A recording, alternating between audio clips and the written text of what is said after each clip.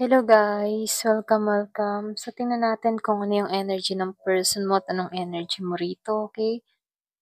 So, be open-minded po, hindi po halos lahat makaresonate. So, tingnan natin dito yung energy mo, then energy to ng person mo. Start na tayo. Ano yung energy mo pagdating sa person mo? Give it a message. Ano yung energy mo pagdating sa person mo?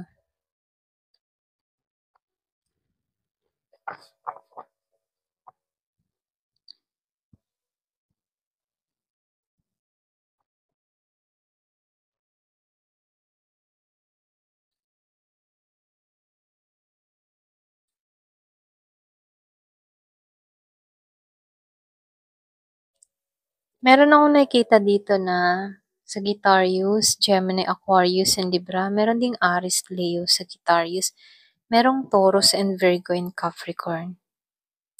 So, yung energy mo dito, no? Lumalabas dito yung energy mo dito. Nakalaya ka na sa sitwasyon, okay? Kumbaga, lumalabas dito na deadma ka na lang. Wala kang pake. Andito ka sa moment na malinaw na para sa ang lahat. Kung ano tong communication, kung ano tong connection na yan. Kung ano tong connection mula sa tao na to. Kumbaga, nagkaroon ng ka ng linaw, pwedeng meron kang mga naunawaan sa connection yung dalawa dito, no? Kaya dito, ang nararamdaman mo sa tao mo, walang saysay, walang pag-angat, okay? Kumbaga, pwedeng yung iba sa inyo, nag-final decision ka na dito na kailangan ng tapusin 'to. So, lumalabas din dito, yung ba tipo na sinukuan mo na 'to, gano'n. Wala ng pagbabago 'tong tao na 'to, okay? So, nakikitaan ko dito give ka na sa taong ito. Wala ka ng nakikitang pag-asa para sa kanya dito, okay? So, dito, hindi ka na naniniwala sa milagro na magbabago pa 'tong tao na 'to, gano'n yung energy mo dito, 'no?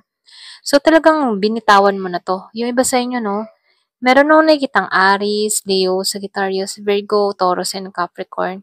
Kumbaga sinuko mo na lahat mula sa taong ito. Ayaw mo na siyang pagtuunan ng pansin. So, nakikitaan ko dito, ramdam mo din kasi yung bigat, okay? Puwede ring sabihin nakaranas ka dito ng sobrang sacrifice, kaya gano'n-gano'n na lamang ang pagbitaw mo sa taong ito. Puwede nga iba sa inyo nahirapan ka emotional, financially, at maging sa physical mo 'no, nahirapan ka mula sa taong ito. So, lumalabas dito 'no, sobrang nahirapan ka sa kanya rito, ito lang yung nakikita ko.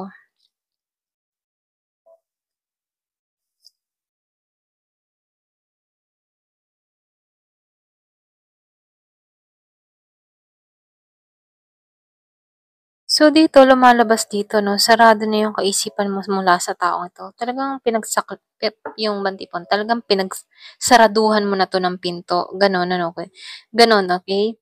So, lumalabas dito wala ka ng lakas ng yung bang tipo ng wala ka ng lakas na harapin 'tong tao na 'to, parang nasa-id ka na-drain ka na kaya ayaw mo na siyang pagtuunan ng pansin hangga't maaari ano. So, yung iba sa inyo nakatuon ka muli sa baka sakali meron pang magandang naghihintay sa akin. Nakatuon ka sa goal mo, sa pangarap mo or puwedeng sa mga ambisyon mo 'no. Ito yung pinagtutuunan mo ng pansin, nangangarap ka muli, nakikita mo muli yung saya, nakikita mo muli yung ganda, kumbaga nagkakaroon ka dito ng panibagong ideas na kung saan may direksyon. So, lumalabas dito nagiging kang mapalad sa sitwasyon ano. Kaya dito 'no, hindi mo makita na may pagbabago pang nangyayari sa taong ito.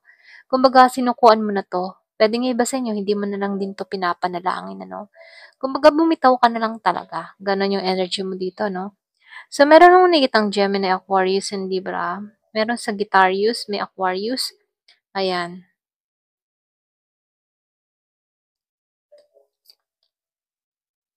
So, lumalabas din dito 'no, yung iba sa inyo mas hangad mo yung bagong simula para sa ibang tao.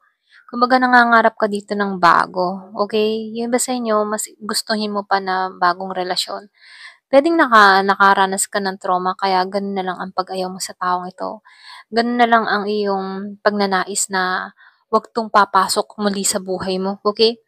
So dito 'no, nakikitaan ko dito hindi ka na nag-iintay, puwedeng sinukuan mo na 'tong tao na 'to or puwede ring ayaw mo na lang talaga, okey? Hangga't maaari puwedeng pinagdadasal mo pa nga 'to na huwag nang bumalik dito, eh, gano'n, okey? Kumbaga ayaw mo na, gusto mo ng bago, gusto mo ng bagong experience, bago sa lahat, okey? Gano'n, gano'n yung energy mo, ayan. So tingnan naman natin ngayon kung ano yung energy ng person mo sa'yo.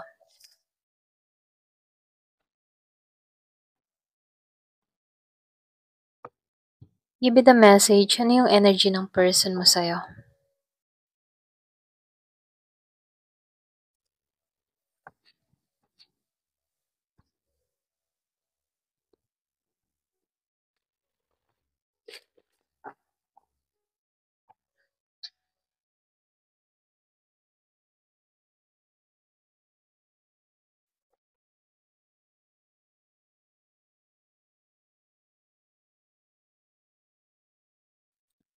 So nakikitaan ko dito 'no, medyo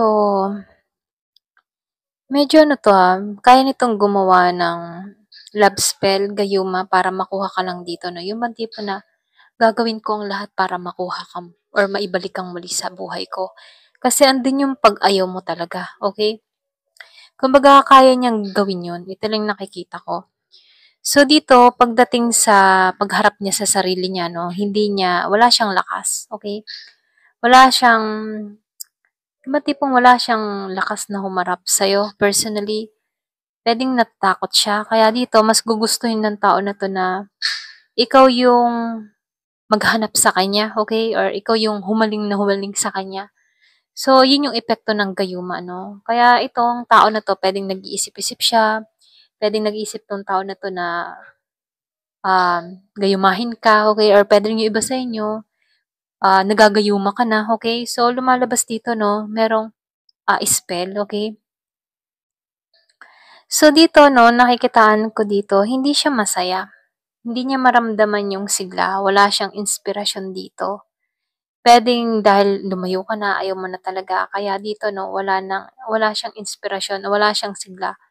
So, yung iba sa inyo nag-away kayo ng tao na 'to, puwedeng matindi yung mga, away ninyo, okey? Hanggang ngayon andun pa rin yung init, okey? Kaya dito ayaw na ayaw mo, dun sa unang card ano, ganun yung energy mo dito. Kaya dito medyo itong tao na 'to hindi niya mahanap yung sigla sa'ya, okey? Lalong-lalo na nawala ka, okey?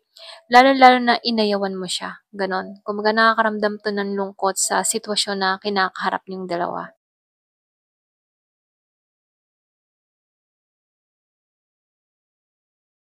So dito, lumalabas dito 'no, wala 'tong makitang kaliwanagan dito 'no, sarado yung third eye chakra niya. Kumbaga hindi niya makita yung posibilidad ano. Hindi niya maintindihan kung bakit gano'n yung sitwasyon. Yung iba sa inyo may dahilan ka kung bakit gano'n yung reaction mo dito, pero hindi niya makita kung ano yung dahilan mo, okey, kung bakit ka lumayo, okey? So, lumalabas dito wala 'tong puwedeng yung iba sa inyo kaya tinanggalan mo 'to, pakiramdam mo walang buhay 'to para sa'yo. Feeling mo hindi ka aasenso, hindi ka sasagana mula sa tao na 'to. Kasi meron ka ditong person na masyadong gastador or puwede ring may bisyo 'no. So, lumalabas dito wala 'tong ipon. So, nakikitaan ko din dito, itong taong ito 'no, medyo may pagka-ma-ego rin 'to 'no, medyo may pagka-maangas or mayabang siya dito, okey? Yung bang tipong style ng tao na 'to, kunyari walang pakialam pero andun naman yung pagnanais niya sa'yo, okey? So, meron 'tong mga pag-uugali na hindi kaaya-aya, ayan. Puwedeng ito yung inayawan mo kaya hanggang ngayon ayaw na ayaw mo dito sa taong ito. So, ganun nga 'no, lumalabas dito na merong separation na nangyari sa inyong dalawa. So, dito 'no, medyo mataas ang ego ng tao na 'to. Malaki yung tiwala niya sa sarili niya dito. Kaya nitong gumawa ng drama para makuha kang muli dito 'no. So, ganun siyang klase ng tao. Kaya lang dito, puwedeng meron kang mga I mean ano, meron kang pamilya na ayaw sa taong ito or mga kaibigan na ayaw sa kanya rito 'no. Kumbaga puwedeng napapayuhan ka dito na huwag 'to, okey? Kasi nakikitaan ko dito sa mga kaibigan, pamilya mo, meron ditong sumasalungat sa taong ito, okey? Parang inaayawan siya, gano'n. or hindi nila feel na makatuluyan mo dito, okay?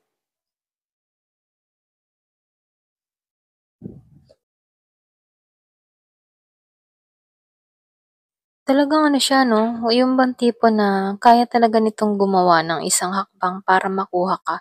Yung bang tipo na hindi kita makuha sa magandang pamamaraan, kukunin kita sa santong paspasan, gano'n. Gano'n yung energy ng tao na 'to. 'Di ka niya makuha, 'di gagawa siya ng panggagayuma, okey? Ito lang nakikita ko 'no, kumbaga meron siyang mga naiisip, meron siyang plano, kumbaga hindi 'to takot sa gano'n. Ayan, ito lang yung nakikita ko. So dito, lumalabas din dito 'no, itong tao na 'to, ito lang yung naiisip niyang paraan, eh. Puwede kasing ayaw na ayaw mo na talaga kaya ito yung naiisip niyang pamamaraan para makuha ka or para ikaw yung lumapit sa kanya.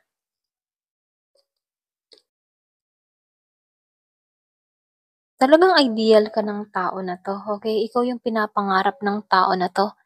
Puwedeng ikaw yung tipo ng tao na mapagbigay, hindi ka madamot, kaya gustong-gusto ka ng tao na 'to. Kumbaga itong tao na 'to nakaramdam siya ng kapayapaan, magaan dahil sa'yo. Puwede ikaw yung nagsusustento dito or puwede ring sabihin masyado ka lang giver ano, na kung saan puwedeng umabuso 'tong tao na 'to. Puwedeng naisip ng tao na 'to ikaw lang yung makakatulong sa sitwasyon niya. Kumbaga ikaw lang yung makakatulong ng yung tipo ikaw lang yung makakapagbigay sa kanya. Puwedeng wala 'tong trabaho or puwede ring wala siyang matibay na trabaho dito kaya ikaw lang yung inaasahan ng tao na 'to. So, yung iba sa inyo nakikitaan ka din ng tao na 'to na mabuting tao, mabait, mapagbigay at ayaw niyang makawala ka rito, okey? Ayaw niyang mawala ka. Kumbaga itong tao na 'to gustong-gusto ka ng tao na 'to na makasama, ayan. Kaya lang, hindi lang ano, yung bang tipong hindi normal ano, kumbaga may pagkamanipula, okey? Very controlling yung energy ng tao na 'to.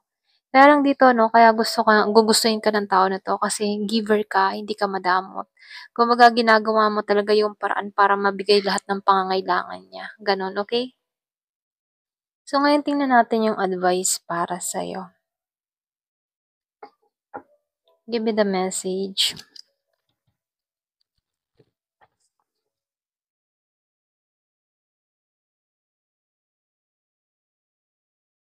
So dito 'no, pinaalalahanan ka. Kumbaga sinasabihan ka dito, meron talagang secret connection na nakalaan sa'yo. Kung itong taong ito ay ayaw na ayaw mo na, bitawan mo na 'to, okey? Kumbaga huwag mo siyang bigyan ng pansin or oras ano. So, magtuon ka sa sarili mong paglago, okey? Kasi dito 'no, meron ditong inilaan sa'yo na karapat-dapat para sa'yo. So, dito na sinasabihan ka dito, release old pattern. Alam mo na yun, okay? Alam mo na yung mga pagkakamali mo. Kaya wag mo na 'tong ulitin pa, okay? So, dito pagpatuloy mo yung paghihilom mo. Ipagpatuloy mo yung paglago mo, okay? At i-release mo 'tong tao na 'to kasi bawat araw nagkakaroon ka ng transformation sa nangyayari sa'yo 'no. Kumbaga nakikitaan ko dito bawat araw nagkakaroon ka ng mga panibagong pananaw sa buhay, paniniwala, na kung saan unti-unti nagkakaroon ka ng development sa sarili mo, okay? Focus on your own growth. Ito yung pinaka-advice sa'yo 'no, mag-focus ka sa sarili mong paglago, okay? Self-improvement, self-awareness, and self-discovery and growth. Dun ka magtuon kasi the more na ito yung pinagtutuunan mo, the more na malaking benepisyo ang nare-receive mo, okay?